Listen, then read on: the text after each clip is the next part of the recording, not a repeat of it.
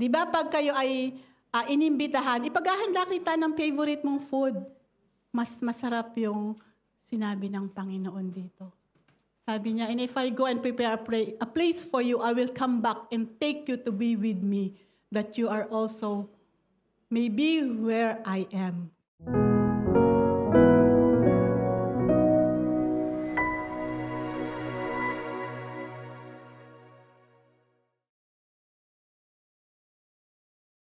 The title of God's Word today, this very moment, this morning is God's Amazing Love. Sabi po, God has amazing message for you about love. A, the source of love.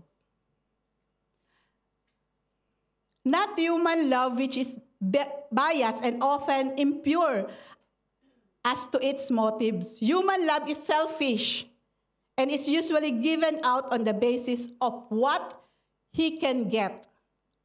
God's love is pure. His love is always pure. God's love is always holy. It's always seeking what is best for the object is love.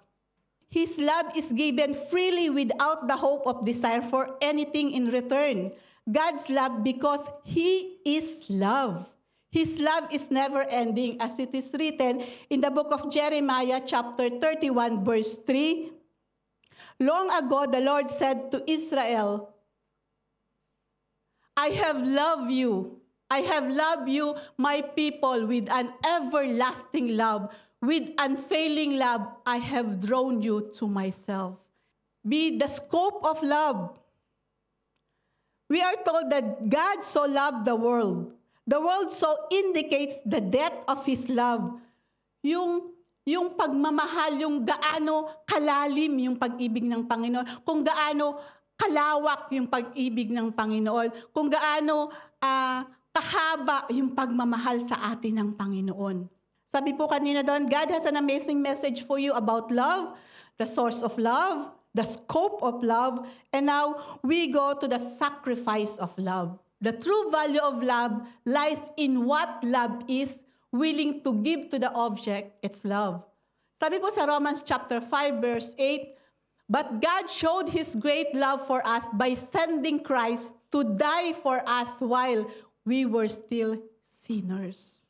The word of life, God has an amazing message for you about life. Kanina sinabi natin, God has an amazing message for you about love, His sacrifice. And now we go to His message about life, the word of life. God was not content to see man lost in sin. He was not content to watch human march going down or falling into hell. God declared man worthy of His love. God's love is so amazing. Mahalaga ka sa paningin ng Panginoon. Mahalaga ka sa harap ng Panginoon. The worry of life. God mentions that the ultimate worry of life, He uses the word perish. This word means to destroy, to give over to the misery of hell. The ultimate worry of life is perish. Tayo, sa bawat isa sa atin, ang worry natin kapag nakatanggap tayo ng graduation letter sa kumpanya. Amen? That's human. Siyempre. Ang worry natin sa buhay natin kapag may sakit yung ating mahal sa buhay. Ang worry natin sa ating mga sarili kapag nawalan tayo ng trabaho, na bankrupt yung business natin, nagkasakit yung mahal natin sa buhay. Worse is nawala yung mahal natin sa buhay.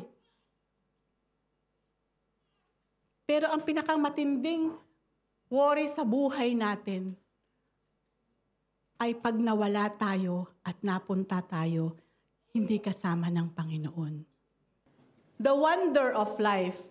Earlier we talked about the word of life, the worry of life, and now the wonder of life. Not everyone will experience the flames of hell. Those who truly repent, and truly accept the Lord Jesus Christ and believe in Him are saved. We are now in the third. God has a message for you about liability.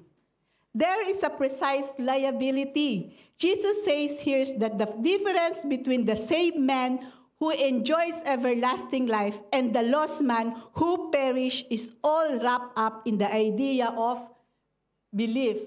Hindi natin pwedeng sabihin na dahil save ako, save din ang aking mga anak, save din ang pamilya ko. It is individual.